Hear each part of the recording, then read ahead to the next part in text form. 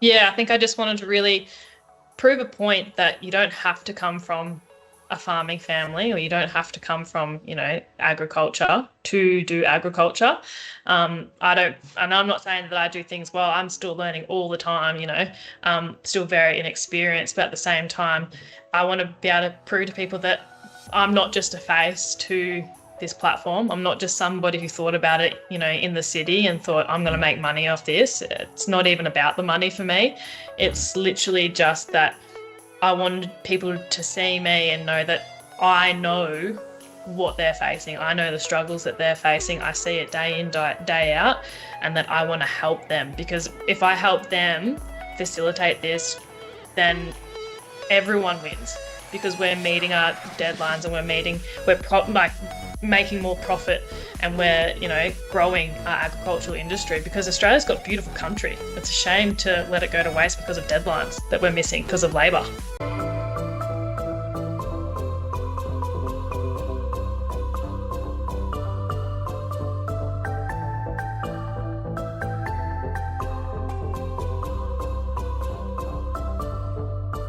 Anna Bamford, welcome to the Schoolyard Cast.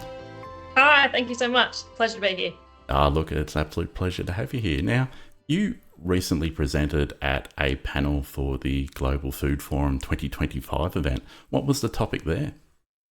Yeah, I can't believe that I actually went to that still. A lot of the guys that were, in the panel and at the whole forum just said, I don't think you realise the opportunity that you have here. But the panel that I was speaking on was inspiring the next generation. The whole forum was dedicated to 2050, essentially, what we're doing to get to sustainable farming for 2050. And yeah, my panel was, how do we inspire the next generation? How do we reach school leavers and younger people to feel inspired to want to come out and see what agriculture is all about?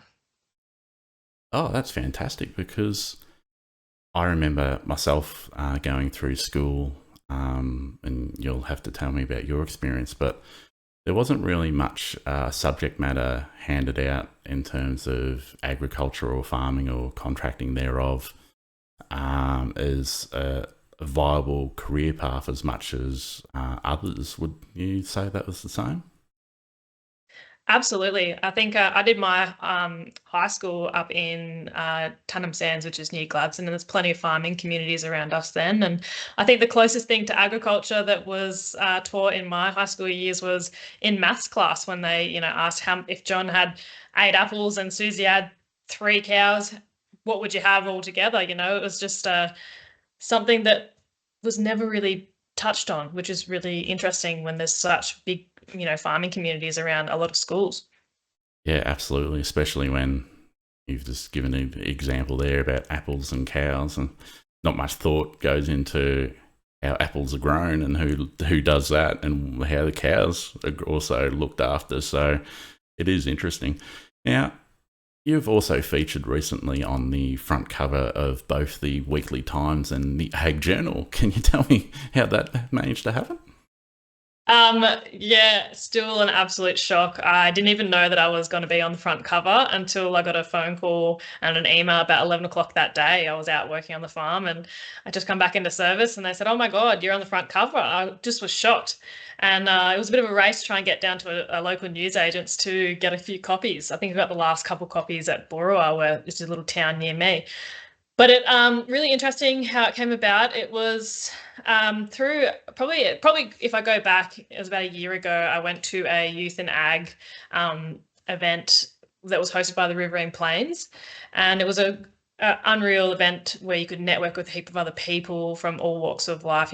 Agriculture, finance, and actual farming, and other technologies. And I first pitched my idea for AgWork Solutions when we had a free chat sort of thing with a couple other experienced people. And the person at my table was a woman called Georgie, and she has a PR company, but also has a farm herself. And yeah, anyways, I spoke to her in length about, my next steps and how do I sort of get my platform out there. And she gave me some really great tips. And then fast forward a year later, she put a story up on her Instagram page asking for any young people who got into agriculture from non-traditional backgrounds. And so I just reached out to her and said, I'm not sure if you remember who I am, but this is my story. And she come back, she goes, oh, I do. I remember who you are. And I spoke to her on the phone a couple of times. And then she lined up an interview with the Weekly Times. And then we did a heap of photos. I had to go to Sydney, I think, a couple of times. And they came back here on farm, did some photos. And that was kind of it for a little while. And then, yeah, fast forward to the newspaper and the Ag Journal coming out. And there was my big mug on the front cover. Did they tell you that you were going to be hitting the front cover, or was it a surprise?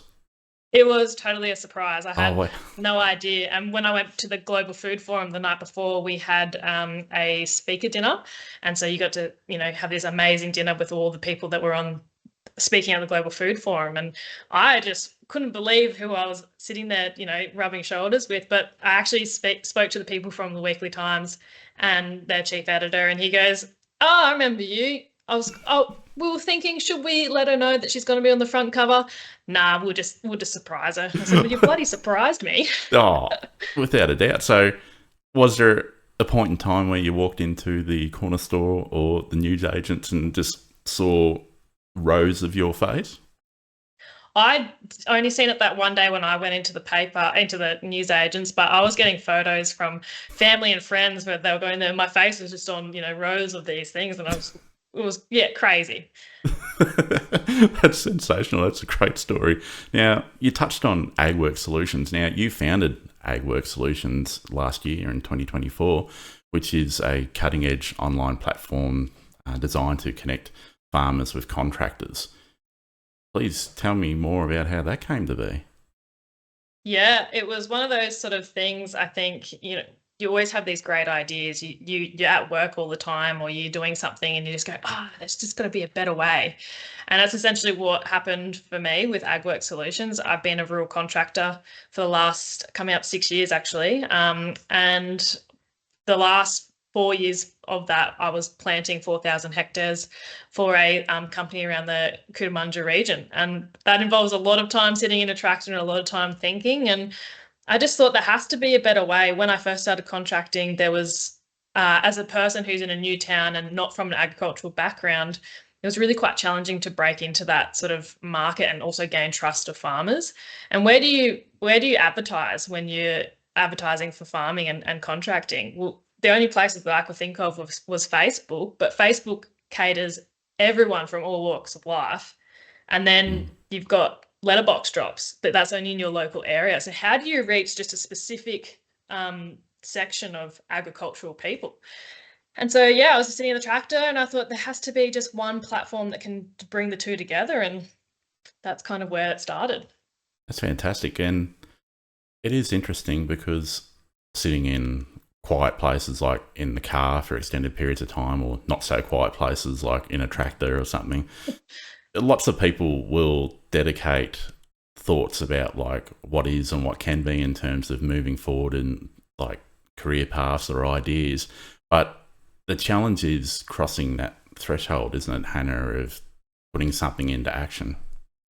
Yeah, it's really daunting. And it wasn't until we set my website live and I was talking to my web designer, I just said, I just can't believe that we're here at this point. I'm really proud of it. I think it's really professional and it's doing all the things that I want it to do. And he actually said to me back, a lot of people have these great ideas, but they just fail to just take that one extra step and action it. So he goes, it's really great that you've done that. And I look back now and I think I'm so grateful that I did. And I'm not going to sugarcoat it. It costs money, and it does take a long time. I thought originally when I first set mine up that it'd be done in 2 months time, but there's so much involved in it that it takes a long time. So you just got to have the patience. And unfortunately there is costs, but if you business plan it correctly, you can hopefully get your costs back.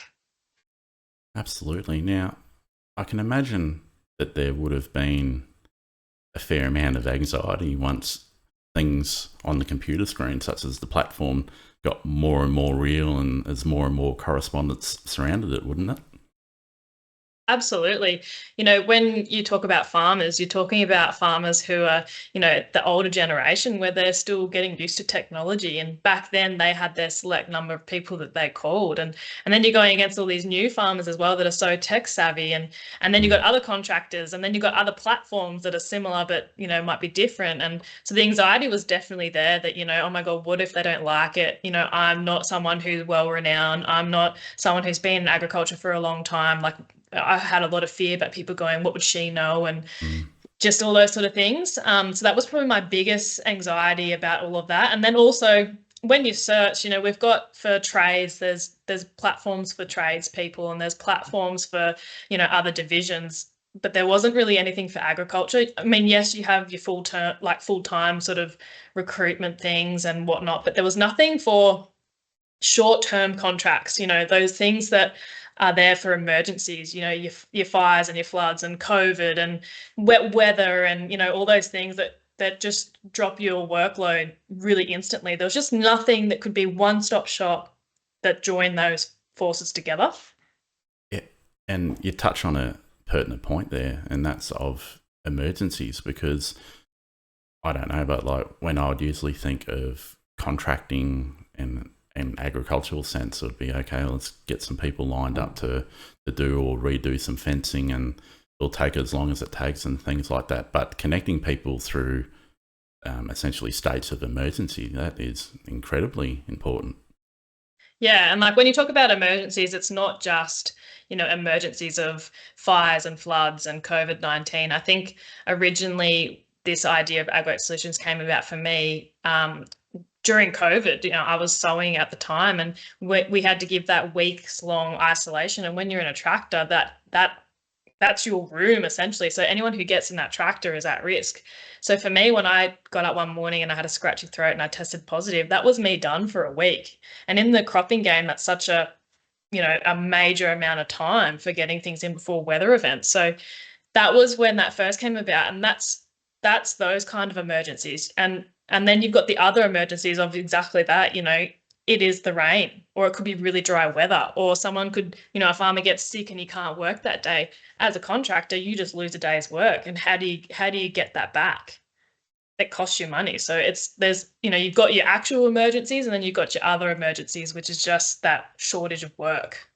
Yeah, that's right. And cost you time, and time that you don't have, which also knocks into other things that need to be done as well. And you touched on the pandemic as well, and I'm sure a lot of people would think, okay, so not going into the office and all that sort of stuff, but the COVID-19 protocol certainly hit farms as well, didn't it? I can think of examples such as shearing, where every part of agriculture is affected. Like you think about just your production lines, you've got all your pickers, your fruit pickers, in those crucial moments before, I think not long after COVID, we had all that wet weather, and that was detrimental to so many vineyards and all those sort of farms that they had, no time, that had to get this stuff off. But if everyone's being isolated for a week, where does that show? Well, and even go further into that, COVID, we didn't allow any visa holders in. So we were already at a shortage. And so then you've got contractors that are fully booked up and can't take anyone else on.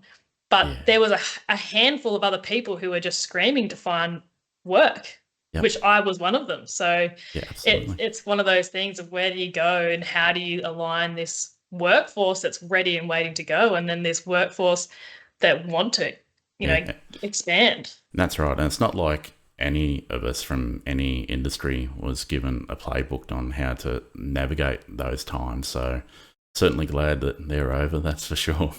Yeah, absolutely. I think we learn a lot. I think we learn a lot in that time. We've learned a lot of how not to do things. Yes. And yeah, we're just building on how to do things better, I think. So, yeah. Yeah. No. Again, you're exactly right, Hannah. We probably learnt a lot more than that we thought that was going to be possible through that period of time. That's for sure. And finding out what really was important as well. And taking things for granted, like meeting with colleagues and working with colleagues and celebrating or commiserating with colleagues and that sort of thing. I think I was working at a Angus stud at the time, and we had bull sales, and Oh, they're the make or breaks of the years half the time, and when we couldn't have people come in, or you had to have all these plans in place, and the police were coming around and checking all these places, and your distances plus travel restrictions. It was just a really tough time. yeah, that's right. And big expanses like paddocks seemed a lot smaller during that time, didn't it? Absolutely, absolutely. So yeah, no, I'm glad that they're behind us. Yeah, for sure. Now, even being so busy with AgWork Solutions, you still managed to win a scholarship a fair while ago. Is that correct? Yeah, I did. That was, again, I think most of my journey over the last even 10 years have just been, some would say pure luck, and some would just say everything just lines up. But yeah, I was working with a retired vet on his property, and we were preg testing his cows, and I was having a great time. We were talking away, and he was giving me a go to see, what an empty cow was and what a pregnant cow was, and all those sort of things. And he said to me on the last day, he goes, "Oh, there's actually a scholarship going at the moment. You should apply for it. You'd be great." And so I went home that night and I had a look, and it was closing the next day.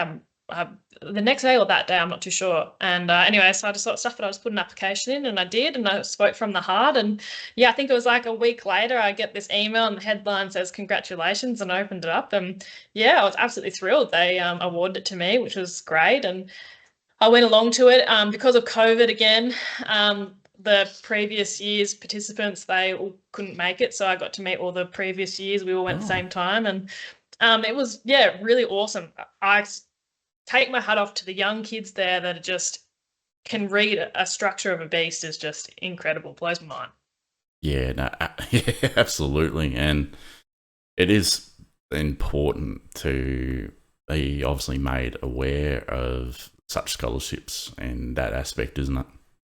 Oh, I had no idea when I started contracting. I just thought I'll go out on an hourly rate. Mm, You don't think about how do you progress? Kind of for me, I think I just didn't really think that there was much training in regards to agriculture. You go to other jobs, and there's training, and there's mm. business courses and TAFE and uni and stuff like that. But I didn't really think that there was much for agriculture, and it's really quite sad actually, because when you actually start looking, there is so much out there that no one knows about, and they're almost like on a silver platter to you if you just know where to look, or you know the right people to talk to. So I think there's definitely room for growth in advertising these sort of things for agricultural people, because it helped me an absolute bucket load in my early days of business.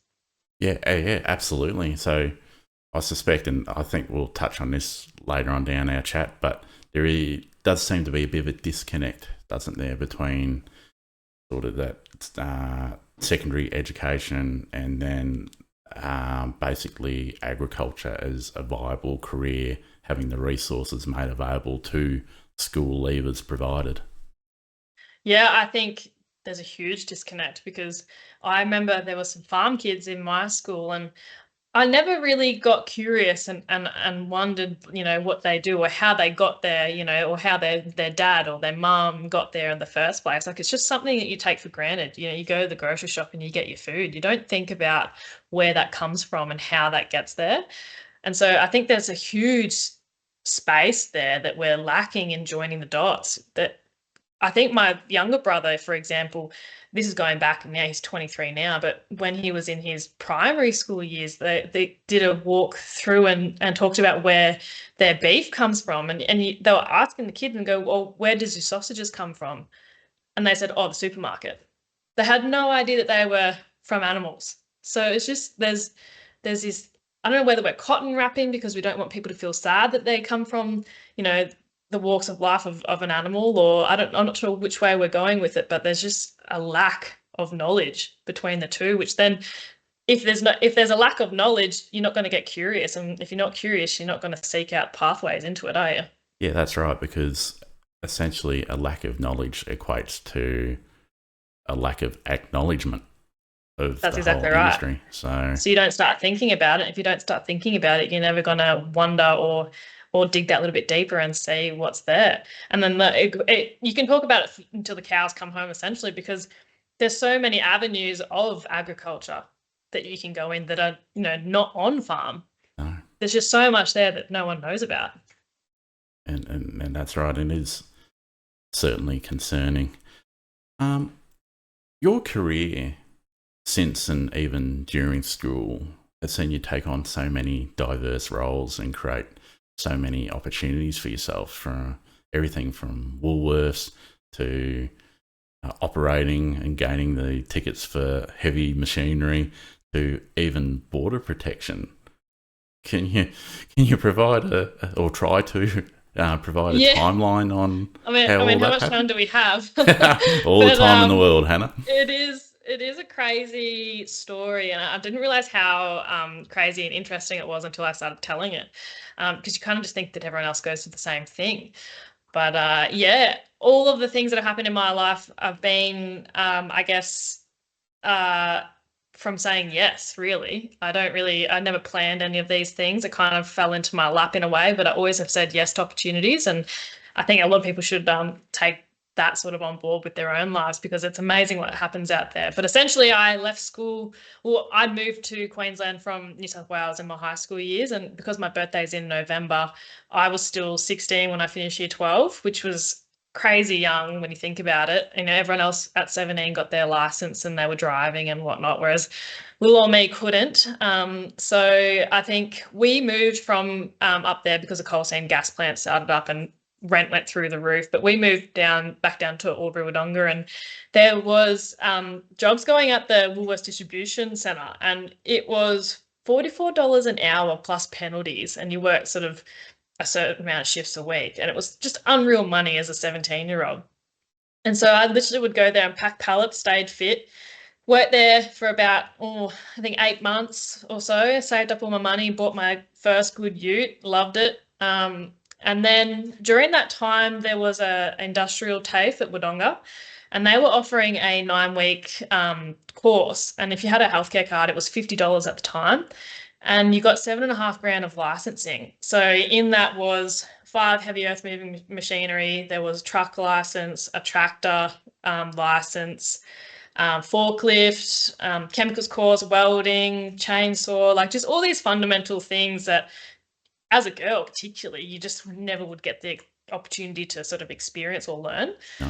So me and my mum went there together, actually, and it was so much fun. We had an absolute ball, and over the 9 weeks, we do these tickets. But when I got to the machinery side, there was a dozer and bobcat and backhoe and all the rest, and they had a 20-ton excavator there. And anyways, I got in that and I just loved it. I just felt like king of the world or queen of the world. And I just thought, like, I just want to do this. We were trenching and whatever. And so I got there and I started looking for a job. And I was applying for heaps of things. And obviously, because I was inexperienced, I wasn't really getting very far with my applications. But I got to the last part. I was like, obviously this isn't going to work. And Mum goes to me, get the white pages and pick 5 local companies and just put your resume out and just see. So I did. I picked 5 and put a resume and cover letter out. And one of those people got back to me. And he rang me up and he asked me my experience and whatnot. And I said, I didn't have much. And he goes, I'll give you a trial run. I think I would have been 19 at the time. And he was about 27. And so he got me out to this job, and it was to dig up all the earths in a 44,000-volt switchyard. And here's me panicking, thinking I'm going to get electrocuted every 5 seconds. Like, I knew nothing about it. And he got me there in a little posse. And he just goes, all right, I need you to go move all this dirt and load this truck or something. I can't remember what it was. And I was so nervous, like so nervous. All these blokes around watching, Oof. And I was that concentrating that hard and I was that nervous. I couldn't even find where the aircon switch was. So it was the middle of summer and in Albury. And so I'm just working for hours, and I go really red when I exercise and get all bothered. And so I got back out and he comes over and he goes, you're all right, Hannah. And I said, yeah, why? And he goes, you are red raw. Like, my face was just so red. I said, it's hot in there. And he just laughed and he goes, look, your effort enthusiasm is unreal. And he goes, come back next week. Anyways, fast forward, I think, a couple of years, and we became best mates, and we did some unreal jobs. Like, there's so much. He was concreting as well, so I learnt, concreting and final trimming, and he ended up progressing my truck license. I went from MR to HC, and I was floating around all this equipment, and it was unreal, so much fun. And then I ended up progressing to running a quarry in that sort of area, and it was unreal because it was around the sand dunes, and so they were washing and drying the sand, and it was going in trucks down to Sydney for the cement, for the ceramic tiles. Wow. And then they had a few other divisions, so they had like topsoil sort of stuff, and they were crushing and just a heap of different things, and which was really interesting, and I loved it. And they sort of poached me and said, you can pick your own hours and your own wage, please come and work for us, because I filled in for a week when one of their operators hurt their back. Oh. Anyway, so I worked there for a while, and it was sort of the start of when I think there's a few issues around the gender sort of discrimination in a way. I was a very young female, I had bleach blonde hair. Just everyone sort of got the wrong idea of why, A, am I being hired, and B, what could I possibly provide to a business? And it sort of became the focal point all the time of, you only got that job because the guys think that you look pretty, or you get the wives who'd get jealous, or, there's always these problems. So it sort of led for a few unfair dismissals over a course of a couple of years, and it started to wear thin, and I thought, I just don't want to do this anymore. I sort of lost my passion, not for the operating, but just for that culture. It would have challenged that though, Hannah, because as a young woman at that stage, you would have been thinking, is this it? Is this, like, if I'm pursuing what I enjoy, is this the experience that I can come to expect? So it would have been terrible.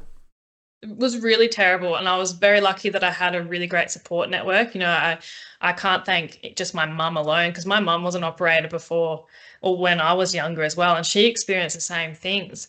And so she just kept pumping me up all the time, just, you've got this, it's just them, don't let them have it, you're really good at what you do. So I did. I'd lace up my shoes every day, and I'd still go back to work, and I'd work twice as hard, even though that I was getting whatever happening at me. But it just, no matter how hard you try not to let it get to you, it does. And when you're young, you're so influential for those sort of things too. Like, I look back at myself now, I'm nearly 32, and, we're going back 12 years, and I was a totally different person then to what I am now, and I still struggle even to this day disappointing people. Like, I really take it to personally if I make a mistake, or if I disappoint someone or whatnot. So back then it was even worse. I'd take it really personally. So I think the only good thing about that whole time frame was that I did learn a backbone. And I did learn to stand up for myself, and I know I'm a good worker, and I know I don't do anything wrong. My mum brought me up with very strong morals, and absolutely, that's their loss essentially. So that's kind of where that sort of journey went to. And so I sat there and I said, I'm not going to do it anymore. And I got back on job search again, and I thought, what am I going to do? Because in construction, you get your tickets, but that doesn't really give you tickets for the rest of the world, does it? No. So I had no uni degree, I had no TAFE courses, I didn't want to work in hospitality, I'd rather drink a beer than pour one, so all these things. But and I just started just broadening my search horizon, and this job came up, and it just said Marine Tactical Officer, and I didn't think much of it. I read the description, and from what the actual job is once I got there to what the description was, it was very different, in a good way. Yeah, okay. But just my brain didn't really go to where I thought I was going. And so it had 3 hours until it closed, and this application was massive. And so I sat up there. I sense a theme here, Hannah, with the last minute applications. Yeah, it wears thin after a while, don't get me wrong. There's a lot of stress and anxiety in it. But yeah, so I sat there and I just started punching out this application. I didn't have time to proofread it. It was quite lengthy, and I sent it off. And even when I was doing the application, my mum's yelling at me from downstairs, going, "What are you bloody doing up there?" That's how long this application went for.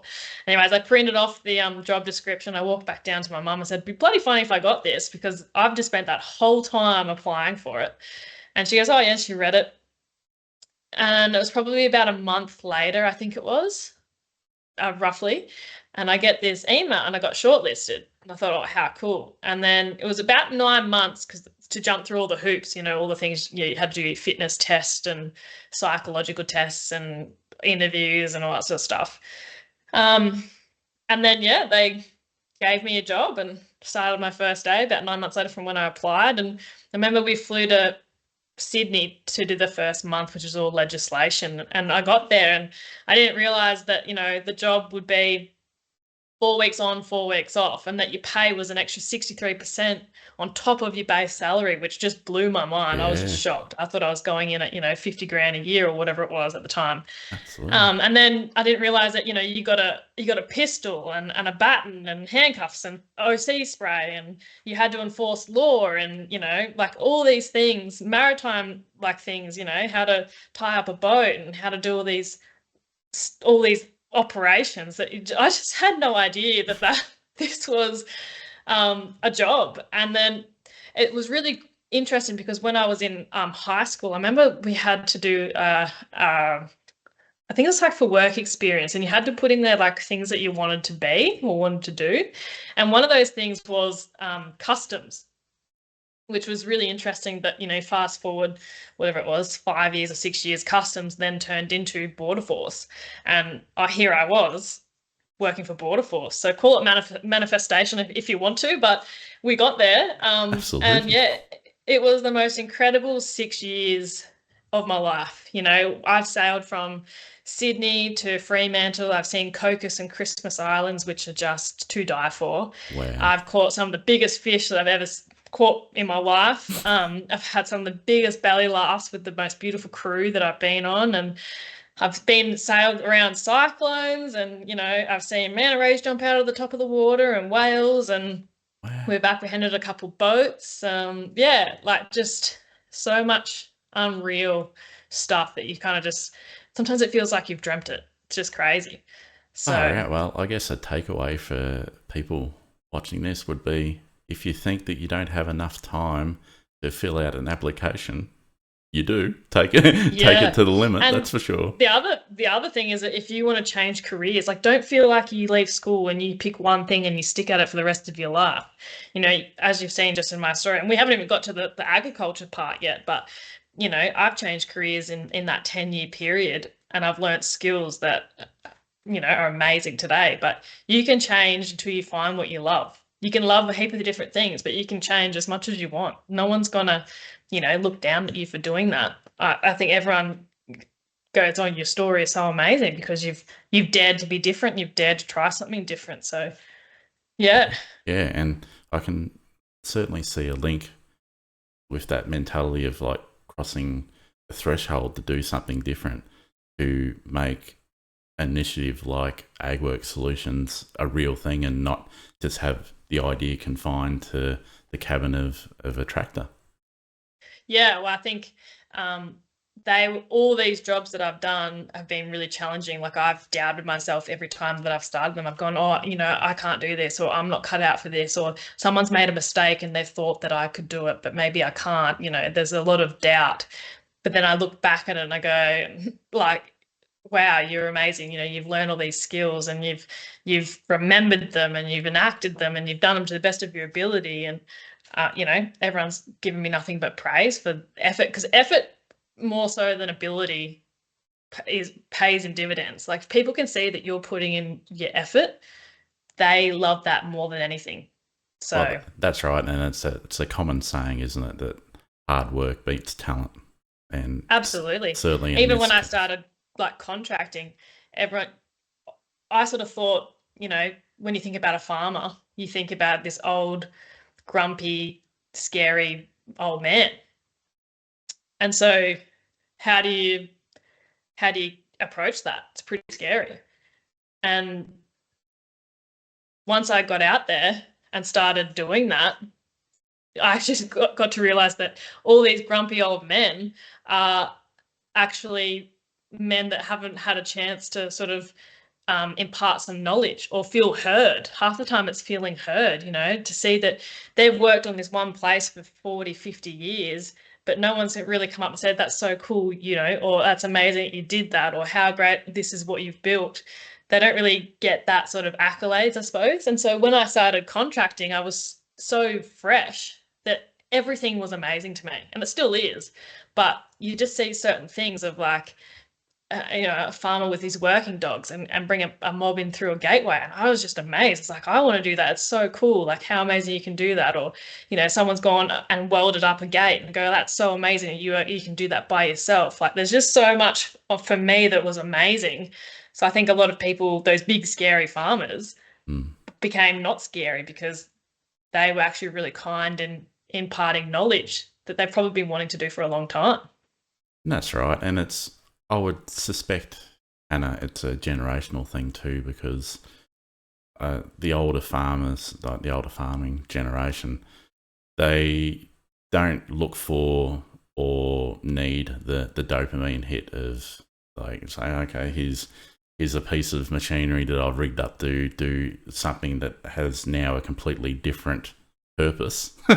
And they don't need to like feel the need to show that off or get the likes or anything like that. It's a different time. So you being exposed to that world as coming from the next generation, the interaction between the two would be priceless.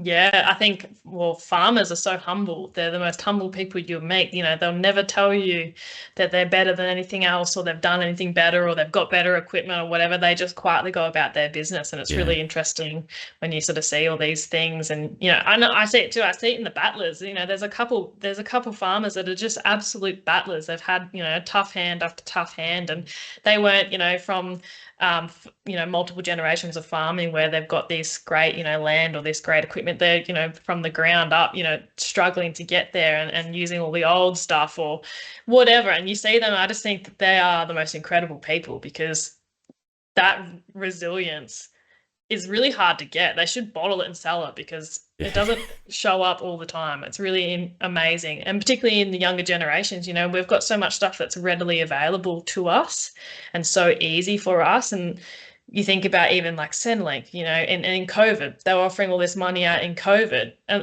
a lot of people were going, well, why would I go to work when I can stay at home and get this money? So that's right. It's just a different way of living. But I just really love those farmers that have that resilience. It's really incredible.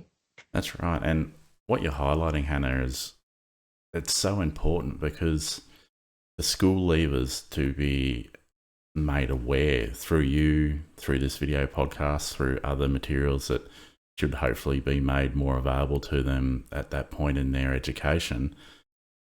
Basically intersecting the not only the respect, but the exposure to agriculture as a whole and how vitally important it is to our way of life and what it means to the people who actually do it. It's just so important.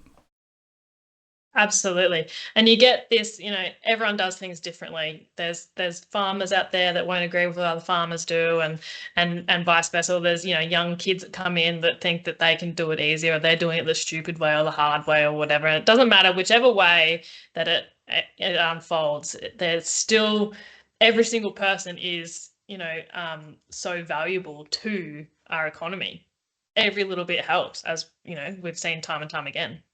Yeah, especially with the younger generation coming through, and then it's like, are you still going up and down the paddocks with the tractors manually? It's like, no, GPS satellite navigation now.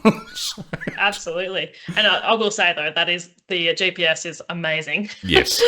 You can enjoy your dinner on your run. It's great. So, it is. I've seen it in action recently, and it's still mind-boggling, that's for sure. Yeah, now, it's incredible. Oh, it is. Now, when did you first realise that there is a lack of connectivity between farmers, contractors, and young people leaving school, Hannah? I think if you think back to it, I probably always noticed it, but I didn't really make the connection or label it. And it was probably, there's a couple key points, particularly when I was contracting between farmers and contractors per se, was, there was a farmer just after Christmas who rang and said, "Oh, we are desperate for help. Can you help us?" And I said, "Oh, I can't. I was fully booked out." And they said, "Oh, if you know of anyone, please let us know," because they had two workers, their full-time staff, and between Christmas and New Year's, they'd both injured themselves pretty seriously and couldn't help get all their, trade requirements out in that following couple of weeks. And so I sort of kept happening. A few other farmers would start ringing up and I'd be too busy to help, and they just ask if I knew anyone. So I started doing some posts on through my rural contracting page on, the local community pages, and it was actually unreal the amount of people who came out of the woodworks. There was people that were like me who were young and just starting out, giving it a go, contracting, but weren't getting that workload in. And then there was people who'd been doing it for a long time and they knew all the other people around town. So when I sent these lists through to these farmers, half the time they're going, "Oh my God, I know this person. I didn't know that they were contracting." And then these other farmers would go, "Oh, I know that these people, that's their son or daughter, and I didn't know that they were doing that. That's great. They're not that far away." So there was just this disconnect between farmers and contractors of even who's just so readily available in their area, because we've got this technology gap where, these older farmers, they don't want to use Facebook and they don't want to, they're too busy. They're out in the bloody tractor, and they're not scrolling Facebook or whatnot. No. And then when you think about school leavers, I think that goes, if I think back now, we talked about before, in high school, there was nothing talked about agriculture. When the biggest thing I noticed too was my younger brother, he had to do work experience.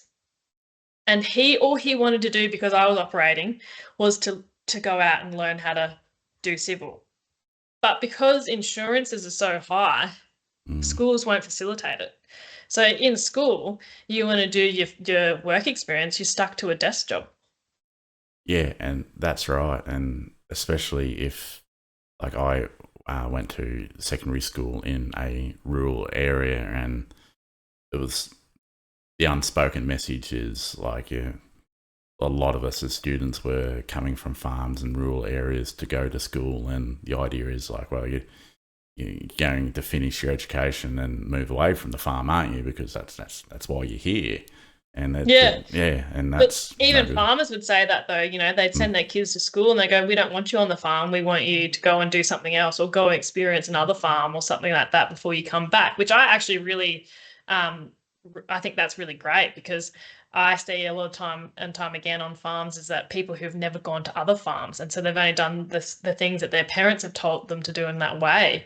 And there's, as a contractor, you go to all these farms and you see all these different ways of doing things, and some things are better than others, and vice versa. So it's I think it's definitely something that needs to be looked at wholly for the people that are from agriculture and people who aren't really. Yeah, absolutely. Now, as an assistant manager of a 4,000 hectare property in which the around-the-clock responsibilities can never be understated, AgWork Solutions and your passion for that has just continued to grow, hasn't it? Yeah, I think I've been really lucky to be able to experience my platform both sides of the fence. I am a contractor, and I actually am, moving on from this place here and going back to contracting because I've got a really good opportunity to buy some country myself. So essentially, being an assistant farm manager and also being a contractor really gives me a great idea of what we need in this, particularly for my platform, but just in general for the workforce. As an assistant farm manager, you deal with contractors all the time. Like at the moment, we're crutching. So we've got all these contract crutches in, and we were shearing not long ago, just after that. And then we've got landmarking coming up. So you deal with contractors in nearly everything that you do.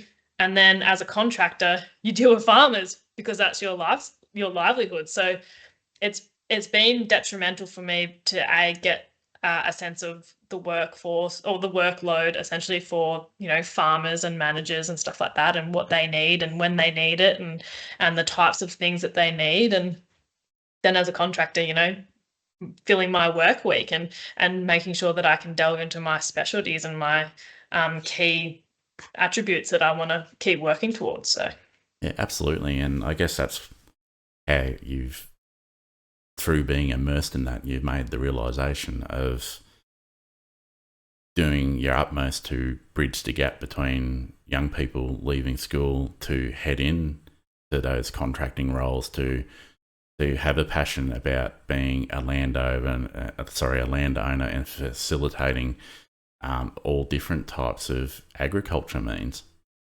yeah, I think I just wanted to really prove a point that you don't have to come from a farming family, or you don't have to come from, agriculture to do agriculture. I don't, and I'm not saying that I do things well. I'm still learning all the time, still very inexperienced, but at the same time, I want to be able to prove to people that I'm not just a face to this platform. I'm not just somebody who thought about it, in the city and thought, I'm going to make money off this. It's not even about the money for me. It's literally just that I wanted people to see me and know that I know what they're facing. I know the struggles that they're facing. I see it day in, day out, and that I want to help them, because if I help them facilitate this, then everyone wins, because we're meeting our deadlines and we're making more profit, and we're, growing our agricultural industry, because Australia's got beautiful country. It's a shame to let it go to waste because of deadlines that we're missing because of labour. Yeah, absolutely. And yeah, you've knocked it right on the head there. That's for sure. And it is there's no other real word that you can use except shame, because it is. Yeah, 100%. So going on from that, are you able to tell me the long-term aim of AgWork Solutions to benefit young people in basically providing them a platform for training opportunities? Yeah, absolutely. So I think we've got a couple like short, medium, and long-term goals. In the short term, it's getting AgWork Solutions out there that is used for everyone, whether you're a young person getting into contracting or an older person getting into contracting or farming, vice versa. This platform is for everyone. So that's essentially the short term. Also in the short term and medium term, I'm doing a lot of awareness sort of expos. So I'm doing the Discover Ag Expo, which is in June at the Sydney Showgrounds, which is delving into showcasing agriculture for school leavers, which is really exciting. So we get a whole range of agricultural people up there that showcase, there might be dairy or fencing or whatever it is, that kids can come around and pick your brain about, which is really exciting. And then I'm doing the Agritechnica Expo at the end of August, which is really exciting. It's one of the biggest agricultural expos. So I'm on a couple of panels there talking about this sort of same issue. And then long term, which is why I'm stepping away from this position, is to build a training facility.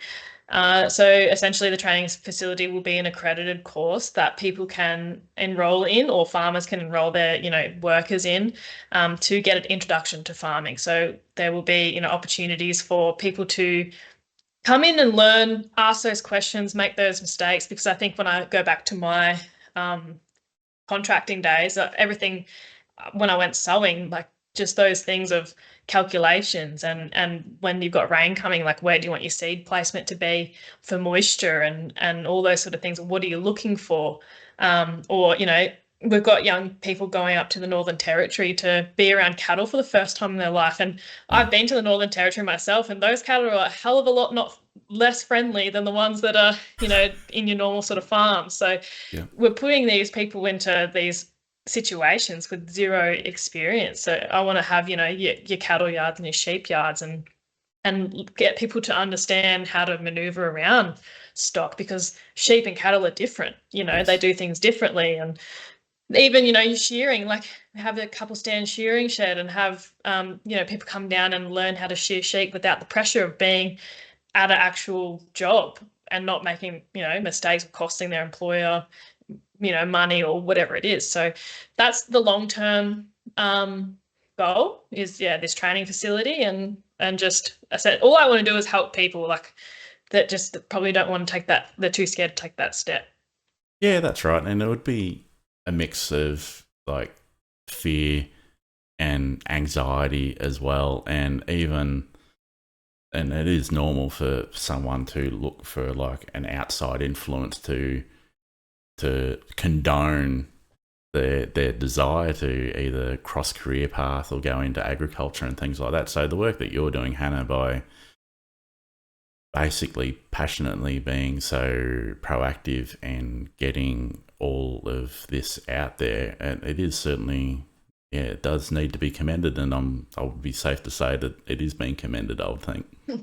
Thank you very much. No, it's been warmly welcomed by a lot of people, which I'm absolutely loving, which is good because I still, the same thing that we just discussed, I still doubt myself all the time. Like I still go into some, situations or talks and I go, oh God, they're probably thinking, what is this bimbo doing here? Or, something like that. So it's it's been really lovely to have the welcoming and the praise, I guess, for trying to shed some light on this situation and let other people know that it's normal to feel this way. I feel like this all the time. Like if I only just went and jumped in a different truck a couple of weeks ago and I was driving it back and I was just absolutely pulling my pants going, oh, what if I stuff up this gear change? And everyone's going to go, oh my God, like it's normal to feel this way. I feel like it all the time. I just put on a brave face half the time. So, and I get through the other side and I go, whew, we made it. So it's one of those things.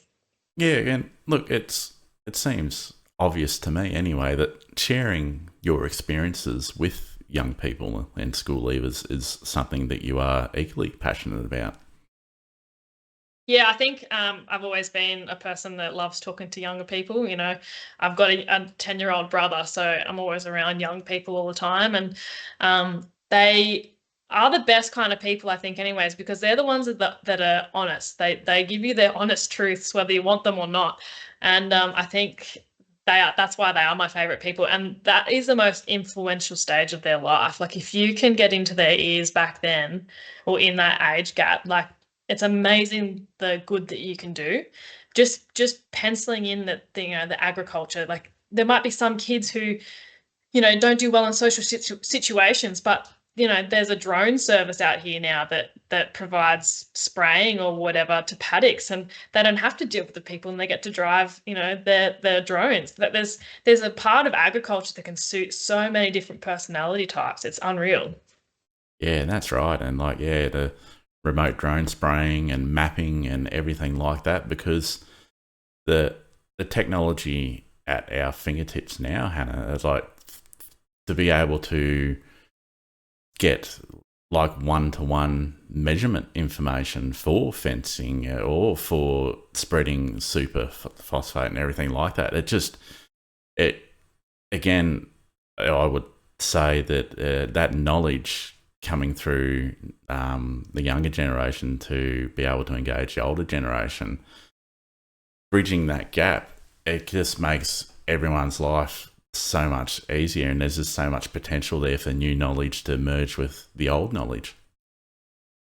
Absolutely. Your opportunities are endless, And don't get me wrong, there's still times when the weather's bad and you can't use these technologies that are available that we rely on so heavily. And sometimes you have to result back to the old cockie's knowledge of he's been on that land for the last 30 years and he knows that in these type of environments, he knows the sneaky way around and how to do whatever it is that you're trying to do. So I think there's definitely, a place for both new and old technologies, because when you feed them both together, you are nearly operational all year round. Yeah, absolutely. Now, to refer back to a topic that we touched on previously, looking back at your own education, Hannah, it would be fair to say that you are now legitimately surprised that there were no real courses or support offered for agriculture, aren't you?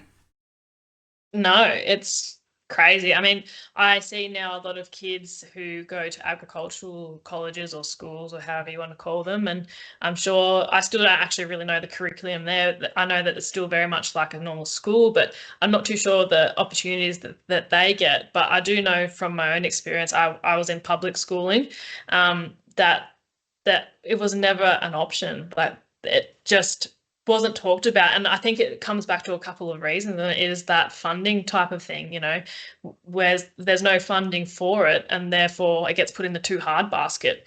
So how do you get through all these loopholes and legislations and safety? WHS is a big thing. How do you ensure that your child comes home from whatever curriculum that they're doing in the safe space when let's face it, agriculture does come under a couple of, heavy machinery or, livestock that are big animals. So I get the challenges of why it's not in schools, but we need to do better, I think, because we're literally losing this pocket of incredible kids that can come on to be our next, amazing farmers or increase our agriculture, tenfold because of their knowledge that they're going to grow into.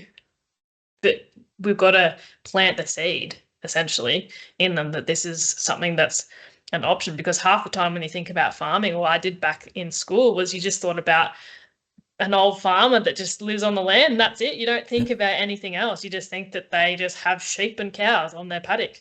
Yeah. And they eat and then they go.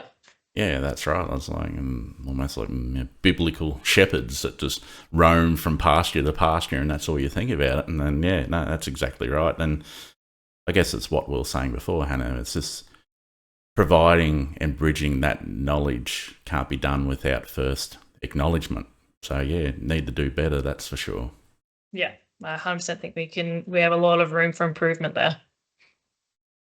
Your goal is to support students from all backgrounds. How can organisations like schools support AgWork solutions in basically helping provide and bridge the gap? I think there's a number of things that we can do. Like, I think we need to start talking about it more. And whether that's through just information sessions. I think like my plan when I go to this Discover Ag Expo is I've got a really nice new tool trailer that's got all the pre-sign writing and stuff on it. But, I'm taking that there and I'm doing a little stand so kids can have a learn at doing a little bit of fencing. And I'm just going to have like a bit of a slideshow because I love taking photos and videos. And I've been taking a lot of photos and videos of all the things that I've been doing over the last 6 years. And just sort of showing that it can be fun and all the different varieties. So I think that like number one, talking about it. So I plan to do a number of sessions with schools to talk about, running your own business and other avenues once you leave school. And then I think long term is we need to look at the curriculum. So I'm driving pretty hard to try and get into the boards to talk about how can we make this more available. Like maybe we need to structure something that's safe for everyone to go and do, like around a couple of farms. We might go around at a cropping time once they could all have a go at sitting in a tractor and beside someone who's sowing and see what goes on inside the cab, and then come and scratch in the rows and see the seed and come back a couple of weeks later and see it actually grow. And you can follow it along that way. Like, what are we doing to show start to finish? Because I think if you show kids start to finish, they can see the end result and then they want to come back to the start and do it.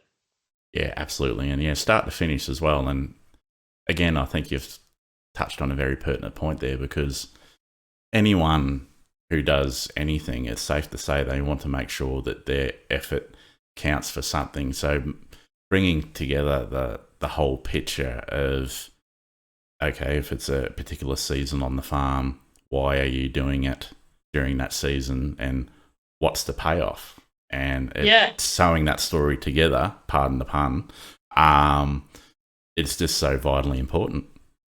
Well, it is, because we were harvesting, 2 years ago, and we went along and I gave my little brother a handful of wheat and then barley. What else did we give him? And canola. And we took, the actual plant itself before it got harvested. And then we had, a snap lock bag full of all the seed. And he went and did a A3 sheet of paper, and he talked about it all, and he took it to school, and the kids just loved it. And he ended up having to go around to all the classes and do the exact same thing to show, what it was. And their brains were on fire, and they didn't realize that, the wheat goes into bread, and all these things make all these things that they eat every single day. And it just was like this light bulb was going off in all their heads, and they were so interested in it. So it's just like there's the engagement that you need. We need to just drive that. Yeah, and it needs to be driven not solely because of happenstance, because a 10-year-old has produced an A3 piece of paper and lighting people's eyes up to this. That's right.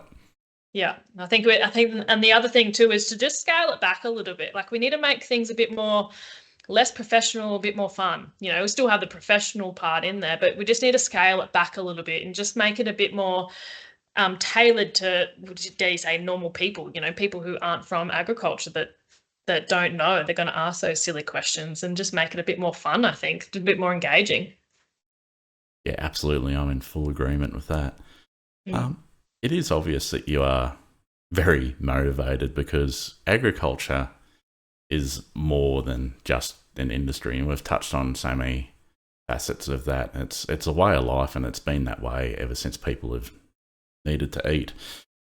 Can you tell me, though, what motivates you personally? I know that we've touched on elements in this through this fantastic chat, but like me asking you personally now, what gets you up every day? Oh, that's a really tough question for me.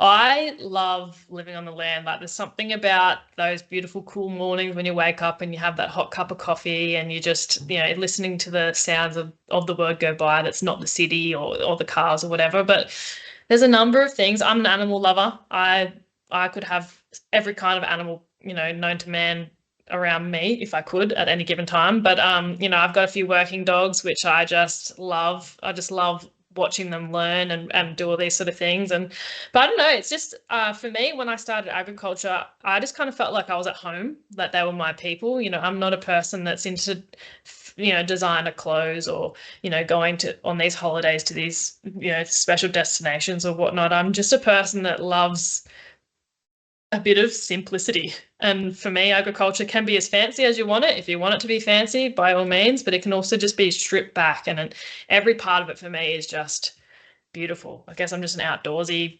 animal loving person. So every day it's what drives me. I just feel at home. Yeah, absolutely. And I guess your case of seeing foreign places or going out on holidays, it took a border patrol job for that to happen, didn't it? That's exactly right. I mean, when I was on the boats, I did travel. I went to Africa and America and Canada and a few other places, and it just always amazes me the way that people live. There's people out there that do it really tough, and there's amazing how they've still got smiles on their faces. So I think that comes back to farming. We're in some places are in drought at the moment. Some places are recovering from really bad floods. So I think it's amazing how the resilience is still there. It doesn't matter how bad it gets. At the end of the day, everyone's still got a smile on their face. And it's a small world. The agriculture world is amazing. Who knows who and who knows what's doing what. But at the end of the day, we're all rally around each other, and we all support each other for the end goal. So it's a place for me, I reckon.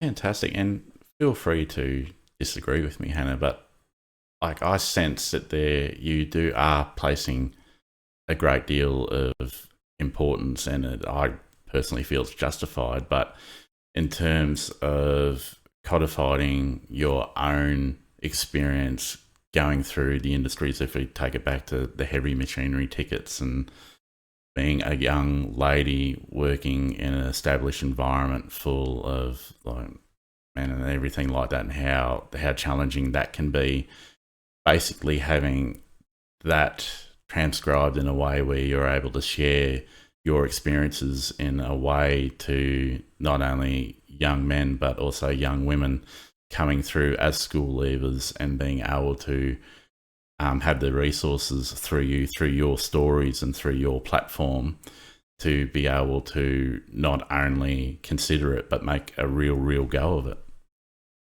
Yeah, I think no matter what job you're in or what you do, I think, you're faced with a few adversities and you're faced with a couple of things that, it's something that you probably wouldn't want to happen or whatnot. But I think it's what you do with it after that. And I think it's how you hold yourself. And I've maintained for my whole career in whatever job that I'm doing, but I've always maintained to have good morals, and that, if you know that you're working hard and you're doing the best that you can do, then that like there's nothing else that you can do. I'm the first person to put my hand up if I make a mistake, but now after the last 10 years, I'm not afraid to go to someone and say, look, I didn't agree with that. It's all about in the way that you approach, challenging situations. And I think if you can take 5 minutes to think about the situation and think about the other person, that they go through things themselves, and find that way that you want to approach something. But that you're always going to go through not good times. Every single year, all the time, you go through not good times, but then there's always good times that follow. So I think my story is to paint that picture. We see on social media, you just see the highlight reels. You don't see the struggles. And I think the big disconnect there is that we're all going through them, but we feel alone. And I think for me, I was going through them and I felt alone. But when I went to the Northern Territory, there's the most fierce women up there that are amazing, and they've been doing it their whole life. They're in their 40s. There's a woman I know, and she started contracting a couple of years ago after running this beautiful, big, successful farm, and she's got the most incredible dogs, and she goes up to the top end and breaks in weaners. And I look at her and I just go, "You are the coolest woman that I know," and she doesn't know it, but that's how I think of her. So I think that we're all out there, we're all going through the same thing, but we're not talking about it. And so we feel alone. And I think if we start feeling okay to talk about it, and that, you got to have these bad moments to get to these good moments, launching AgWork Solutions wasn't easy. I had a lot of bad moments in that, but everyone just sees the good part at the end where, oh, you've got this platform and you got to be on the paper and you got to do this, I was sitting up on the panel for that Global Food Forum, absolutely packing it in, like just so nervous, thinking, oh my God, why am I here? There's so many influential people there. But for some reason, people resonated with my story. And I think just being real seems to go so much further these days than you've answered your own question there, Hannah, because like you said, you're doubting yourself at why you're up there. But more importantly, you just said because you're real. And people will resonate with that. They do. They come up all the time. They go, oh my God, like that was such a good story. And I feel like I can do that. And so at the end of the day, that's all I can hope for, is that even with AgWork Solutions, I just want people to go, I can do that, and have a crack at it. And if you fail, that's okay. You reach out, and there's always a bunch of people that are ready to rally support you and get you back up there. You don't get anywhere high up without making mistakes. So I think once people learn that, they feel a bit more confident to make a mistake and grow from it. Yeah, absolutely. And very, very well said. No, that's basically ties into what I was going to ask as my next question, but we'll just continue it on, because I was going to ask what core values can you highlight that both you and AgWork Solutions as a platform share, but we've just basically discussed them. And like among those is being available, but also being real as a support mechanism. Yeah, 100%. You just got to, preach to your choir, and that is exactly that. Like if you want to work in a fulfilling, normal workforce, then you got to be normal. You don't go in anything other than what you are, and the people who are meant to be your people will gravitate towards you. Yeah, that's right. And especially with agriculture too, the proof is in the pudding. If you're talking a good game, but you're not performing a good game, the results will be, or lack of results will be self-evident, won't they? Like I said before, agriculture is a small world. So if you say that you can do something and you can't, good luck to you, really. So, like I said, I'm the first person. All the things that I've done, people have gone, oh, can you operate this or can you do that? And I go, never done it before, but I'm so keen to learn. And that's what happened with sewing. I got asked, do you want to come plant for 4 months? And I said, I know not a thing about it. I've never driven a tractor, nothing like that. And he goes, it's fine, I'll teach you.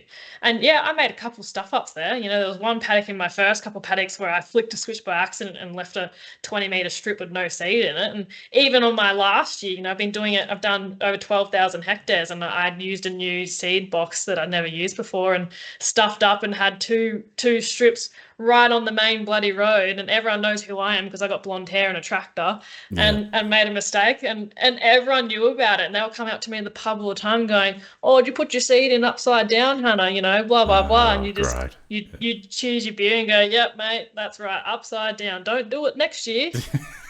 So it's all in how you handle it. Everyone makes mistakes. Some people just like to, point yours out so it covers theirs. That's right. Yeah, and that's right. And I guess it's also ties into that sense of community as well, because people who would make the comments at the pub like that have no doubt, I rather have no doubt that they are remembering the 4,000 times that they've done something similar as well. And now it's just passing on to the next generation.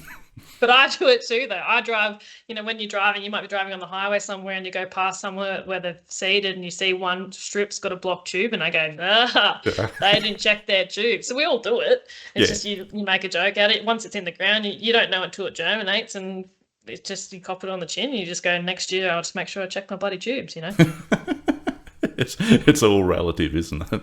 It is. It's all in how you handle it. And I think I've always been brought up really strongly is that you apologize, or, you're the first person to say that you've made a mistake, because no point blaming someone else or blaming the machine or whatever. You just cop it on the chin, and 9 times out of 10, people appreciate that a hell of a lot more.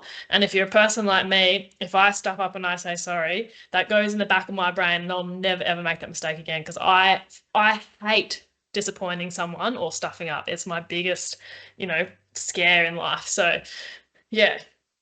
Yeah, that's right. And it's basically, and this happens across all industries as well, the attitude as well, because, okay, it is certainly human to make a mistake, but being able to be authentic in how you come across, that you actually care that you've made a mistake, rather than it's like, 2-meter strip, 5-meter strip, I don't care, whatever happened, move on. And like, people pick up on that as well, don't they? Oh, definitely. If you're making a mistake time and time again and you keep saying sorry, well, it's that same thing. It's the opposite of crying wolf, isn't it? Like, you keep doing the same thing, people are just going to start losing interest in what you have to say. But if you're actually genuinely learning, and for me, in my experience, I'm new to the game, I'm going to make mistakes. I've learned so much in mistakes, and originally I used to take it really hard, thinking that I was, no good at anything. But I know now that when I make a mistake, I learn so quickly not to do that again. And I impart that knowledge onto other people, because we seem to have this bit of I don't know what it is sometimes, when people don't tell you things, they want you to learn it the hard way. But I like to, you see it in apprentices and stuff like that in, your chippy world. They sort of set people up to fail so that they have to learn the same way that they learn. But I don't really believe in that. I think, I pass on little tips and tricks, because no one wants to, especially when you're young, make mistakes and have everyone laugh at you. So yeah, that's right. And it's having the audacity to do better for the young up and comers, isn't it? Because it would be easy to say, well, I went through a traumatic or an embarrassing time learning this particular skill set, so guess what, you have to as well. So having the courage to break that mold and break that cycle, especially in, as you said, such a small world, is agriculture. Absolutely. Yeah. Absolutely. Because I think it is now, we've got this shortage in young people joining the workforce. It is that make or break thing. If we keep breaking these young people as they're coming in, because we want them to learn the same way that we learn, and we want them to feel the same embarrassment and things that we learned, because, we think it's not fair otherwise, we're breaking that. We're breaking these young kids before they even start, and we're going to have no hope filling that gap that we've got. So I think we need to support these young ones to feel like they're contributing to something, because if they feel like they're contributing to something, they're going to hold their head high, they're going to hold their shoulders back, and they're going to show up every day and just be hungry to learn more. Yeah, absolutely. No, very well said. Now, speaking directly to whole school communities, including young people who might not have, up until this point, seeing this video podcast, considered agriculture as a career before. What is the focal aim of AgWork Solutions to assist schools and families?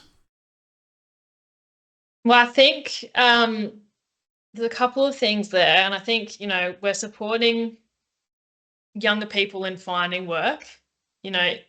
Again, you can be any age to use this platform, but when you're someone new and you're trying to go out on your own, instead of having to advertise on other platforms that aren't detailed to the agricultural world, we want to give that best boost for that business. We want to showcase that business and all their skills that they're capable of doing.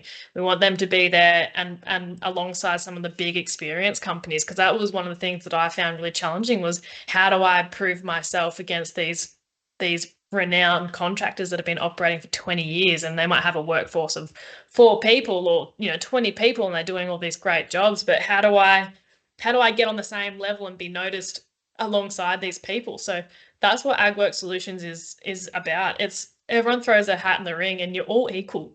It's all up to the farmer who chooses you. So the more effort you put into your profile, the more you're going to shine.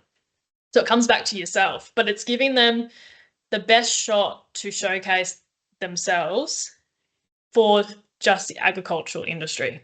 So that's how we're helping young kids and families. I guess, you might be a husband and wife duo, or you've got children that are sitting there going, I want to do this. I want to go out and go mustering, or I want to go out and do some sheep work or whatever. I had a young girl, she'd left school, but she was from a sheep stud herself.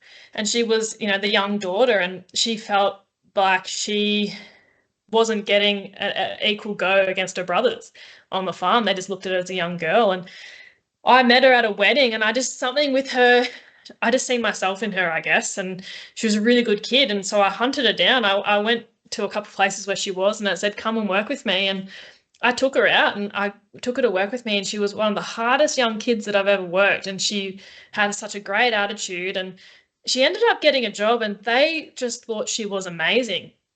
And so she worked at this place for a year, and then she's now gone back home to her family farm, and she's got this responsibility now, and her family see her in a different light. And she's also doing some contracting of her own. To me, like, that is such a great boost for myself, that knowing that I gave her that platform to learn her confidence and to know that she can do it and that she deserves more is unreal. So I myself have helped families and younger kids, and that's where the basis of it has come from for AgWork Solutions. So yeah, that's alongside that, I suppose, too. And then, with this training facility down the track and these other things that I'm doing with the schools, that it all ties in together to helping kids, which then go home and helps their families.